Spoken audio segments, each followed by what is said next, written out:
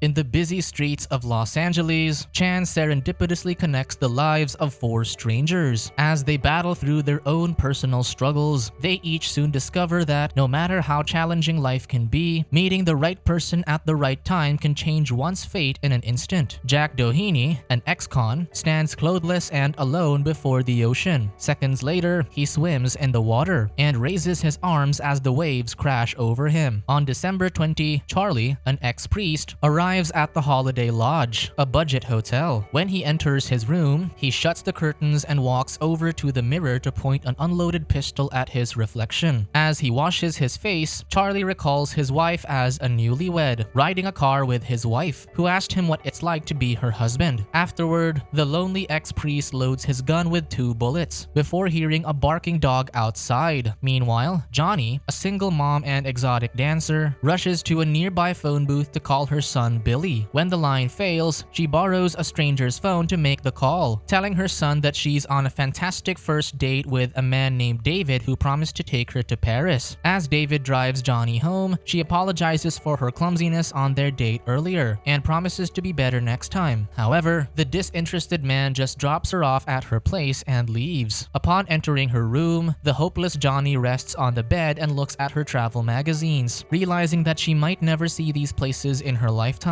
Suddenly, Johnny realizes that her dog Rudy is missing. As she looks for him, she goes to the front desk, and the man says her dog ran away, before reiterating that their establishment has a no pets policy. Meanwhile, a distracted Qwerty Doolittle suddenly hits a dog while driving his hearse. After taking the injured dog into the vehicle, the hearse won't start, so he ends up carrying the dog home with him. As soon as he gets home, he wraps a bandage around the dog's leg and decides to name it Lucky, since the animal only sustained a minor injury in the accident. Meanwhile, Jack rides the bus, where he meets his former boss, Randall, who gives him a suitcase full of the money he owes him. Later, on a building rooftop, the ex-con opens the suitcase and is surprised to find a brochure about Wild Velvet, a gentleman's club. Elsewhere, while sitting in his parked car, Charlie spots Lexus, a lone courtesan. In the car, the ex-priest comments on how low Lexus charges his customers, to which the courtesan discloses that his price will improve after the gender reassignment operation. When Lexus feels that Charlie is wasting his time, he demands that he stop the car, but the ex-priest offers him a way out of his miserable life. Charlie confesses that there's a pistol and his life savings of $50,000 in the back of his car. Lexus can keep all the money if he agrees to end the ex-priest's life. He assures him that he left a note for the authorities to find, which will absolve the courtesan of any blame. However, Lexus thinks the offer is insane and insults Charlie for how he deals with his problems, angering the ex-priest, who sends Lexus away. Meanwhile, Qwerty, who's a mortician, finishes up his lifeless client and then goes to attend the funeral. In a hotel room, Johnny takes an illegal substance before heading out to post missing flyers of her dog Rudy. Following the brochure, Jack arrives at Wild Velvet, where Velvet Larry introduces the main attraction, Scarlet, Johnny's stage name. As Scarlet dances, the uncomfortable Jack decides to leave in the middle of the show. On his way home, he falls asleep on the bus and dreams of the time he learned he had gastric cancer. Suddenly, the bus driver wakes him up and points out his nosebleed. On December 22, Qwerty visits a loan office, where he's informed that his loan request was denied due to his father's standing debt. In the mortuary, Qwerty tries to call Mrs. Wilson, a woman who borrowed money from him. However, the woman reasons she can't pay her debt because her husband's been laid off. Before hanging up, the kind mortician advises the woman to use her remaining money to get her kids Christmas gifts instead of paying him. Suddenly, Charlie arrives, despite the mortuary being closed, and discloses his need for a coffin. After selecting a glossy wooden coffin, he hands Qwerty the pistol and asks him to put a bullet in his heart. Qwerty refuses, so the ex-priest offers his life savings, which tempts him at first because of his immediate need for cash. However, the kind mortician asserts his refusal, stating that his job made him realize that he wishes to prevent a life from ending. Afterwards, Charlie goes to the church, ranting his frustrations at God. He then recalls him and his wife in the car telling each other "I love you" before another vehicle hits them, ending his wife's life. In a diner, waitress Sally wakes Charlie because they'll be closing closing soon and offers the lonely man a slice of pie. He wishes to share it with her, but she refuses because she's watching her figure. After eating, Charlie offers Sally a ride home. Before getting out of the car, the waitress reveals that she's divorced and then kisses the ex-priest for his kind gesture. At Wild Velvet, Johnny confronts Larry, asserting that she can't work on Christmas Eve because she has to be with her son. Larry knows their clients expect her to perform that day, so he threatens to fire her if she doesn't show up. As the disappointed Johnny storms out, Jack follows her outside. To keep her warm, he takes off his blazer and places it over her shoulders. Larry interrupts their conversation and calls her back in for work. Before leaving, Johnny tells Jack to request for Scarlett and to wait for her in the blue room if he wants to see her again. In the blue room, Johnny performs a racy dance for the visibly uncomfortable ex-con who just wants to talk to her. When Johnny insists on dancing, Jack pushes her away, but the two eventually share a tender hug while slow dancing. Later in her hotel room, Johnny calls her son, who's in a coma in the hospital. The next day, Qwerty sees Johnny's flyers about her missing dog. He then proceeds to take them all down. Meanwhile, Johnny shoplifts a toy from a store, unaware Jack's been following her. As she leaves, the suspicious clerk stands in her way and asks to check her purse. To rescue her, Jack pretends to be her companion and pays for the item. Jack chases the embarrassed Johnny outside to give her the toy, then invites her for lunch. While eating, Jack hands a bemused Johnny an origami crane. She discloses that her late mother said her father died in a boating accident before she was born. When Jack asks if she thinks her father's still alive, Johnny admits that she still sees her father in her dreams, pointing out how her father's eyes would look a lot like Jack's. She also wonders if her father would have taken her on his travels if she were a good daughter. Meanwhile, Qwerty attends a dating event where he meets another first-timer named Nicole. However, while talking to her, the overwhelming experience causes him to pass out. In the diner, Charlie meets Sally again, who apologizes for her behavior the other day. Hopeful of his newfound friendship, the ex-priest offers to pick her up and drop her off at home whenever she wants company. However, the waitress' ex-husband arrives to pick her up, to the ex-priest's dismay. Later, Charlie goes to a car wash to clean his car. He walks away for a few minutes to urinate by a building, where he sees a loving couple through a window. When he returns to his car, he's surprised to find that someone had stolen it. As he searches, he finds red sequins on his parking spot, prompting him to suspect that Lexus took his vehicle. Charlie returns to the street where he first met Lexus. After asking numerous strangers, he encounters a man who claims to be the courtesan's doctor. He discloses that Lexus tried to end his life twice because he wanted to be a woman. He then directs Charlie to the geisha dungeon, where he can find Lexus. At Wild Velvet, Johnny and Jack meet again, and they converse through a transparent window between them. Johnny confesses that Jack appeared in her dreams the other night, where he was running from someone. Then, based on their lunch conversation, he surprises her with 2 tickets to anywhere in the world. However, the tearful Johnny is hesitant to accept the gift, but Jack tries to convince her to accept it since he doesn't have much time left due to his illness. Because of his kindness, Johnny becomes curious about Jack's real identity. The ex-con then reveals that he was imprisoned for 25 years waiting for his wife to visit, only to find out that she had passed away. Realizing that Jack's story sounds familiar and that deducing that he might be her father, Johnny breaks down and tearfully demands for the ex-con to leave, prompting the bouncers to restrain and throw him out of the building. Later, Johnny calls the hospital to speak to Billy, but no one answers. She immediately heads to the hospital to see her unconscious son, talk to him and give him the toy. Suddenly, Billy opens his eyes for a moment, but quickly closes them, prompting Johnny to call the nurses. However, the doctor tells Johnny that Billy's blinking was just a reflex to movement and sound. He then explains the realistic but unfortunate prognosis that Billy might not have much time left, angering her. In her confused and desperate state, Johnny makes advances on the doctor, assuming she can use her body to get the doctor to save her son. The doctor refuses, leaving her distraught. Outside the hospital, Jack's nose is bleeding while he watches Johnny hail a taxi. He then enters the hospital to visit Billy, and finally sees his grandson's current state. In Wild Velvet, Johnny cries as she prepares for her shift. Then, she receives a call from Qwerty about Rudy. Later, she heads to the mortician's home to reunite with her missing dog. Johnny apologetically explains she doesn't have the reward money for finding her dog, but she'll pay him next week. Qwerty refuses the reward, and as a thankful gesture for Qwerty's kindness, she suggests that they share a genuine hug, and the mortician obliges. After their heartfelt conversation and the immediate ease they share in each other's company, Qwerty asks Johnny to stay for the night, which he happily accepts. The next morning, Christmas Eve, Qwerty goes out to buy a bouquet of roses for Johnny, only to find that she's left. To contact her again, he retrieves the flyer from the trash bin for her number. Later in Wild Velvet, Johnny performs her exotic pole dance routine when Qwerty suddenly arrives to witness everything. As she pours candle wax on her body, she sees Qwerty watching, much to her embarrassment. When Johnny gets home, she finds Qwerty sleeping by her door. While she's bathing, the mortician awakens and sits by the tub. He washes her back and asks why she left that morning, and she says she did it because men always leave her first, so she saved him the trouble. When Johnny discloses her life story as a single mom who dances clothless for a living with a comatose child in the hospital, Qwerty empathizes, claiming that his job as a mortician, his puppeteering hobby, and his difficulty making connections have all made his life solitary. Meanwhile, Charlie arrives in the geisha dungeon and finds Lexus, who invites him to his apartment, where he kept the ex-priest's money. As Lexus hands him the bag, Charlie notices the scars on his wrists, confirming what the man he met earlier said. After taking back his money, he instructs the courtesan to take his wig off and remove his makeup. Eventually, Charlie reconsiders and decides to give Lexus the money for his surgery. Lexus then takes the pistol and points it at him, claiming that he understands his need for love after finding a picture of Charlie and his wife in the car. Longing for love himself, Lexus tries to kiss Charlie, but the ex-priest pushes him away, prompting the courtesan to remember a man who rejected him because he isn't a woman. As Lexus reflects on his tragic past, he raises the pistol, pulls the trigger on himself, ending his life. Afterwards, the authorities arrive to pick up the lifeless body. Meanwhile, Qwerty invites Johnny for a shopping cart ride in the streets, further strengthening their romantic feelings for each other. While Johnny spends an intimate night with Qwerty, Billy is in critical condition in the hospital. Jack enters the hospital room, claiming he's the boy's grandfather. When the doctors won't let him in, the ex-con tries his best to find Johnny. Jack arrives at Wild Velvet, but the establishment is closed, leaving him hopeless and visibly suffering from his illness. Meanwhile, in the hospital, the doctors declare Johnny's death and cover his body with a sheet. In church, Charlie questions God for putting him in his situation. He then dreams of himself as a priest and meets his wife in a graveyard, who tells him that it's not his time to go yet. Upon waking, the ex-priest speaks with a nun, who's curious if he'll ever return to serving the church. Charlie heads out of the church and realizes that it's Christmas. As he catches the falling snow, he smiles genuinely for the first time. That same morning, Johnny goes to the hospital upon receiving the news about her son. As she mourns, she apologizes for not calling him last night. Outside Wild Velvet's back door, Johnny is found lifeless on a heap of snow, holding a photo of a young Johnny and his wife. In his afterlife, he enjoys a day at the beach with his grandson. In the hospital, the nurse informs Johnny that an anonymous man paid off her son's hospital bill. She then hands Johnny an envelope that the unknown donor left for her. Inside, Johnny sees the paper crane and the 2 plane tickets that Jack tried giving her a few days ago. In the diner, Charlie meets Sally again, who informs him that she and her ex-husband have accepted their divorce. She then asks him out, and he happily accepts. Meanwhile, a worried Qwerty calls the hotel where Johnny stays and learns that she and Rudy have checked out. Later, he puts on a puppet show for his young audience, unaware that Johnny is in the crowd. On his way home, Qwerty stops to sit on a bench when he suddenly sees Johnny and Rudy across the street. The couple share a passionate kiss, and Johnny asks Qwerty to go to Paris with her.